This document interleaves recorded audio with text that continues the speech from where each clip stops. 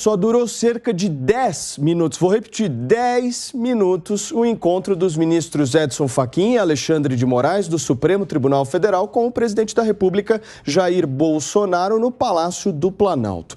Os ministros foram entregar um convite para a posse de ambos no Tribunal Superior Eleitoral, onde assumirão os cargos tanto de presidente quanto de vice. Bolsonaro agradeceu, mas não disse se vai ou não participar dessa cerimônia. O presidente também foi convidado para a sessão de abertura do ano do Judiciário, ocorrida na terça-feira passada, mas não compareceu.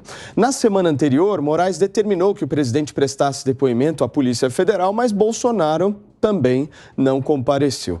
Na conversa de hoje, Fachin informou que a cerimônia será virtual e que foi antecipada justamente devido ao feriado de Carnaval. O ministro da Defesa, Braga Neto, acompanhou todo o encontro, que eu já vou colocar aqui em discussão com o nosso time: Rodrigo Constantino, Fábio Piperno, Jorge Serrão e hoje uma novidade, Fabiana Barroso aqui com a gente. Fabi, ótima tarde para você, seja muito bem-vinda. Eu quero saber o que você acha de uma conversa de 10 minutos. Não foi muito rápida esse papo, não? Olha, essa conversa de hoje já estava mesmo aquela coisa proforme. A gente sabe que o clima entre essas instituições não está realmente favorável. Então, o presidente Bolsonaro recebeu-os, né, de forma ali só para pegar o convite e falar ok, está tudo certo, respeitar e fazer aquela coisa que ele sempre fala, né, que ele está dentro das 4 linhas, jogando dentro das 4 linhas. Então, jogar dentro das 4 linhas, nesse caso, é receber, agradecer, ser educado, assim também como foi até o Fux, na abertura do Congresso Nacional. Você citou outros episódios, mas o Fux também foi e fez uma participação dessa depois que ele fez uma participação política na abertura do STF. Então, nós temos tribunais agora extremamente politizados. Muito bem. O Piperno, a mídia deu muito enfoque justamente a essa reunião entre Alexandre de Moraes e Bolsonaro por conta do depoimento na semana passada em que o presidente da República não compareceu à Polícia Federal. Mas a relação do presidente com Edson Fachin também não é das melhores. Eu me lembro muito bem no ano passado quando ele chamou o ministro Edson Fachin de trotskista e leninista. Como é que você viu isso? Olha, primeiro que ele não deve entender muito de trotskismo, né? Agora, mas também isso não é tão relevante assim. O fato é que veja, Paulo, há um ambiente muito convulsionado entre o presidente e alguns ministros do STF. Ora, é bem verdade que talvez nem na próxima encarnação Bolsonaro e Alexandre de Moraes se tornem grandes amigos, ou pelo menos que tenham um convívio minimamente amistoso. Mas, de qualquer forma, essa visita dos dois ministros ao presidente hoje foi, sem dúvida nenhuma, mais do que a questão protocolar, um gesto de boa vontade, porque eles poderiam, inclusive, encaminhar esse convite de uma outra forma, como, aliás, já aconteceu com o presidente ao não participar dessa sessão em que vocês acabaram, enfim, se recordando na semana passada.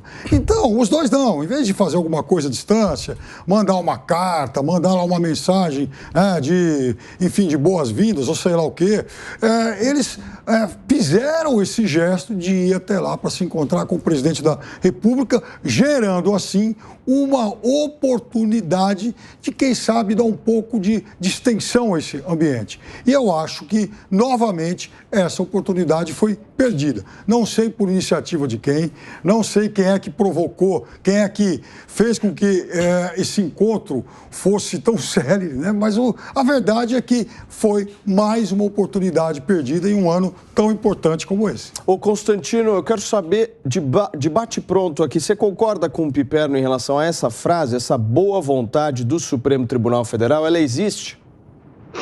Boa tarde, Paulo. Claro que não, né? Claro que não. Isso foi um encontro protocolar, tinha que acontecer dessa maneira mesmo, né? Mas não há paz possível quando um lado quer destruir o outro, né?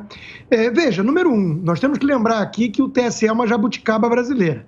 Não existe um Supremo Tribunal, um tribunal eleitoral nos Estados Unidos e nenhum país desses mais avançado, né? Existe justiça e, enfim, não é preciso ter um tribunal específico para isso, como temos no Brasil. Esse é o primeiro ponto. Segundo ponto, que esse encontro nos lembra, né? E é uma lembrança assustadora, que nós vamos ter à frente, num ano eleitoral, em que o presidente Bolsonaro está disputando sua reeleição, no comando do TSE, um ministro que fez campanha para Dilma abertamente e era simpatizante do MST, e um outro que dispensa comentários, né? Vem perseguindo bolsonaristas aí com inquéritos ilegais, arbitrários, faz tempo.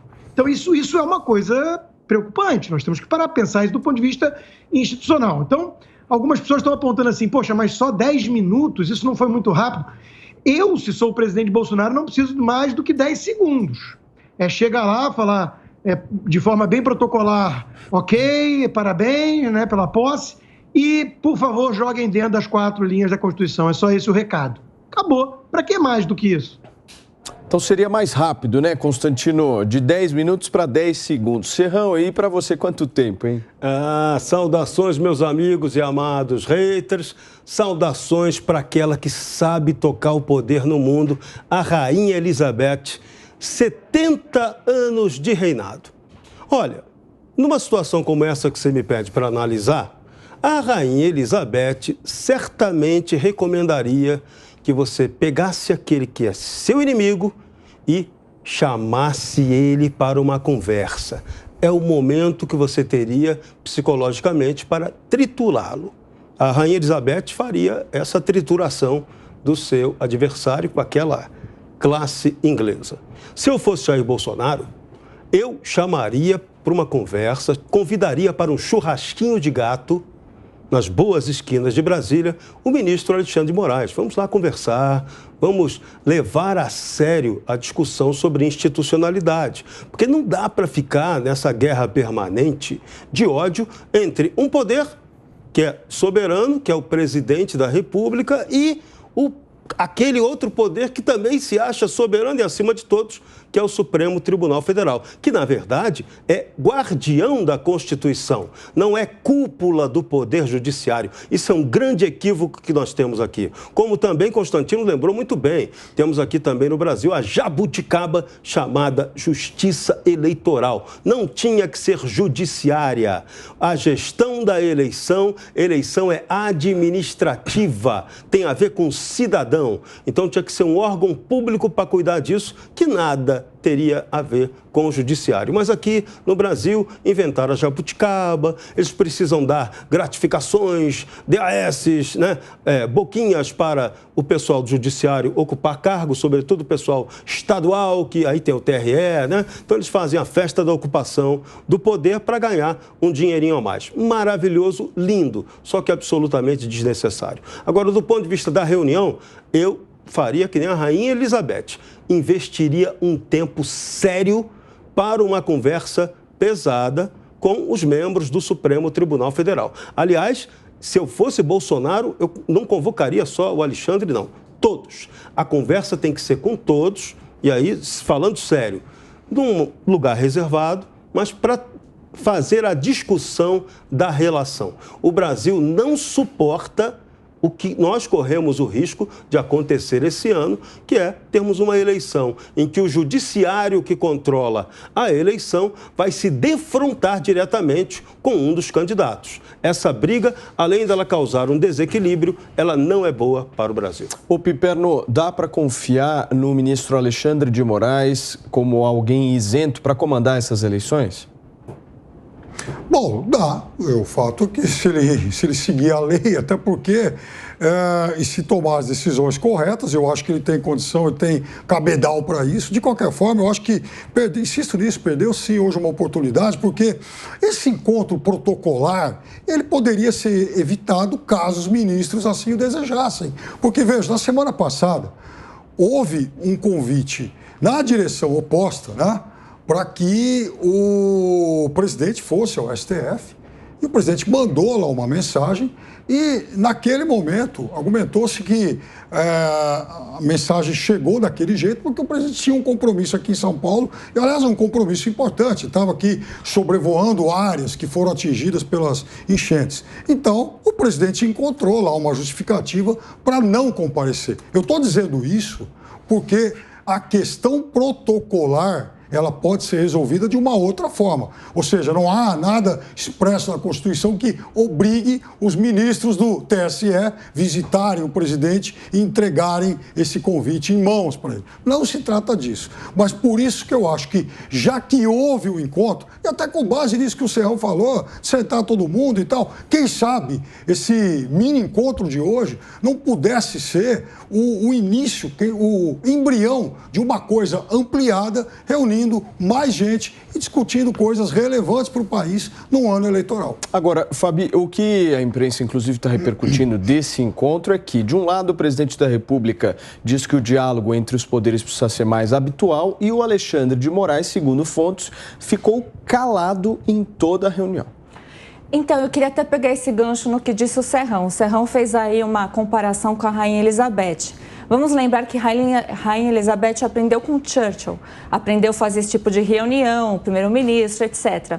Nessa reunião de hoje estava o Braga Neto nas suas devidas proporções. Eu acho que ele estava ali como um Churchill, ele estava ali para segurar a onda mesmo, porque nós sabemos que o presidente Bolsonaro é alguém muito genuíno ao falar. E nós sabemos, por outro lado, que existe mesmo esse clima bélico entre o ministro Alexandre de Moraes, principalmente, e o próprio presidente Bolsonaro. Então, essa demandada, isso demanda mesmo algo a mais, mas quem vai partir primeiro, atravessar a rua, porque eles estão só com uma rua ali no meio, a Praça dos Três Poderes, a gente já teve um movimento desse no passado, o presidente Bolsonaro fez isso e não adiantou nada. Quando houve isso, a promessa foi, não, nós vamos acirrar aqui, não vai ter mais problema algum, e no dia seguinte já veio demandas, né, que eu as considero desses inquéritos ilegais, eu as considero como advogada ilegais e inconstitucionais. Então, o que nós vemos hoje é, sim,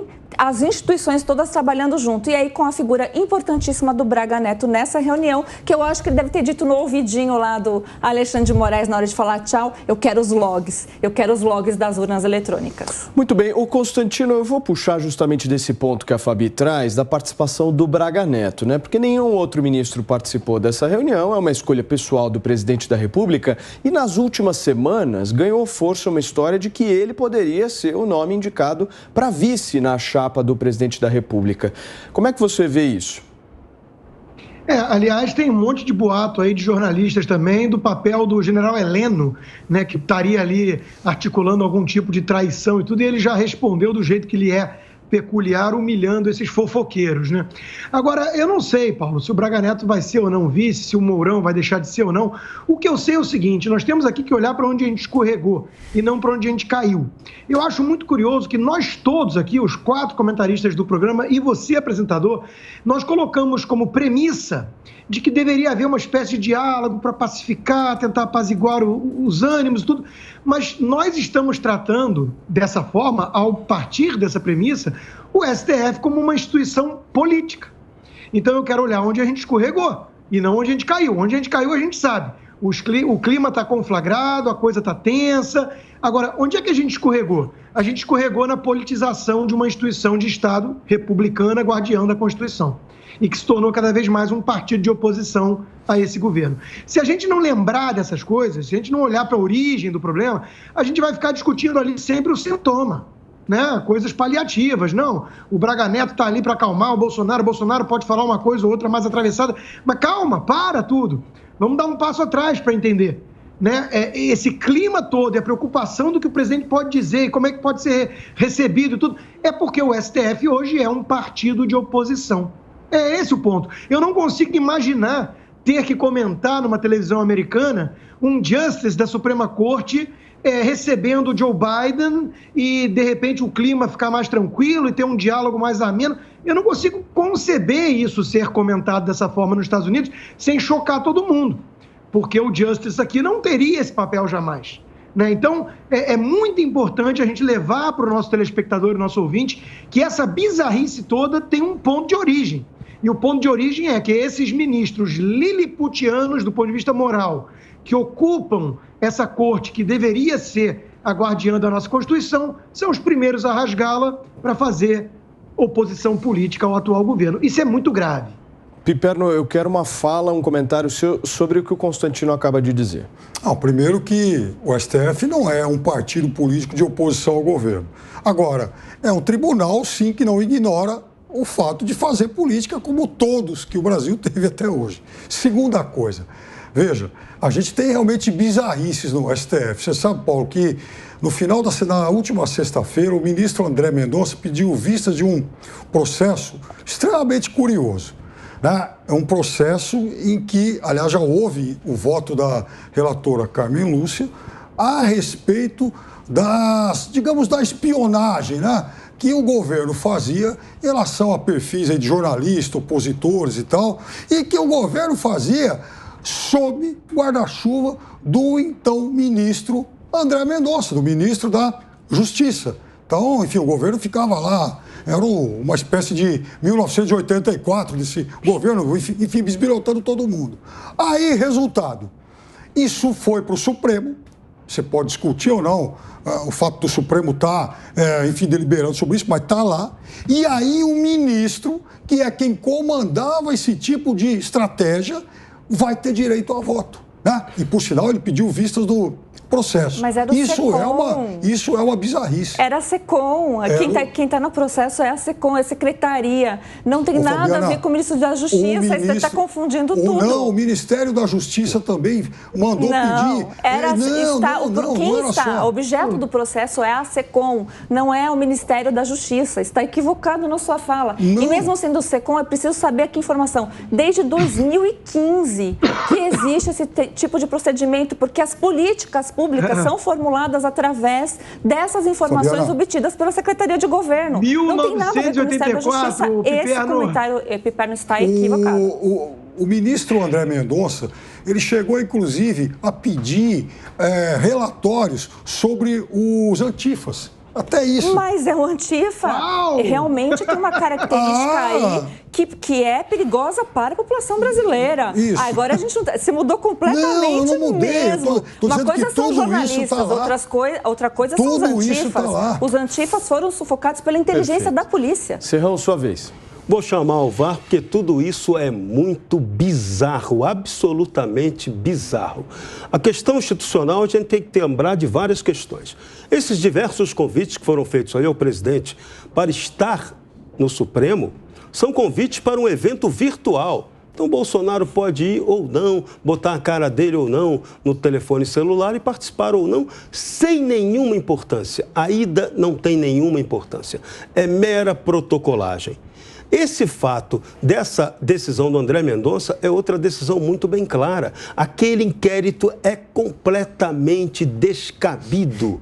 Esse governo pode falhar em tudo, menos em desrespeitar a liberdade. Não tem essa de checar ninguém. Agora, cabe ao Estado, sim, Gabinete de Segurança Institucional, Polícia Federal, Ministério da Justiça, qualquer coisa que pareça uma ameaça à institucionalidade, ele não tem que fazer a investigação, não. Ele tem obrigação legal de fazer a investigação. Então não cabe isso, não cabe. No momento tribalista político que nós estamos, tudo merece ser apurado com todo rigor e equilíbrio para saber o que se vai se fazer. Agora, inventar inquérito, o Supremo Tribunal Federal, que é a quem cabe julgar, pedir a abertura de inquérito ou usar subterfúgio de uma polícia federal, uma delegada de polícia federal que é lotada lá para abrir inquérito, isso não é legítimo. Isso não está dentro da institucionalidade brasileira.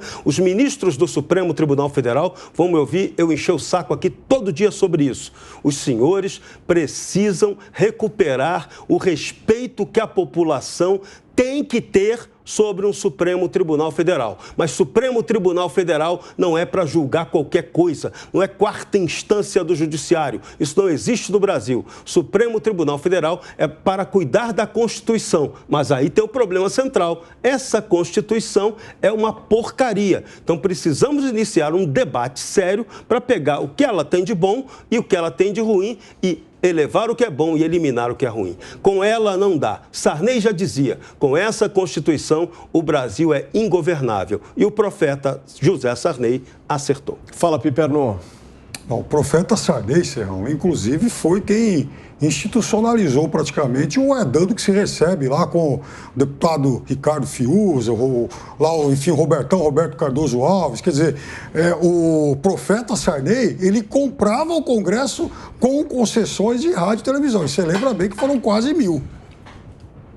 Serrão? Verdade, isso é uma verdade. Piperno lembrou muito bem esse caso, como se fazia política antigamente. E hoje não cabe mais isso, hoje não dá para mais isso. Já tivemos esse caso do Sarney, depois tivemos o mensalão de triste memória, o petrolão e suas variações também de lamentável memória e casos que acabaram na impunidade. Nesse caso do Sarney é mais engraçado ainda porque a maioria daqueles políticos que ganharam concessões de rádio e televisão sequer sabem o que fazer com essas emissoras. Muitas delas acabaram vendidas ou falidas, entregues a outros grupos, principalmente grupos religiosos. Constantino, para a gente fechar esse assunto. Para a gente fechar esse assunto, eu acho que tem que discutir eventualmente a Constituição besteirol que temos. Mas se é a que temos, nós temos que tentar respeitá-la. Quando o Supremo rasgou a Constituição na figura do Lewandowski para proteger os direitos políticos da Dilma Rousseff, que tinha acabado de sofrer um impeachment, ali abriram a porteira. Então, assim, desde então, nós temos um total desrespeito ao Estado Democrático de Direito, vindo daquele que devia ser o guardião da Carta Magna. Esse é o principal problema institucional que temos no Brasil hoje. O resto é firula.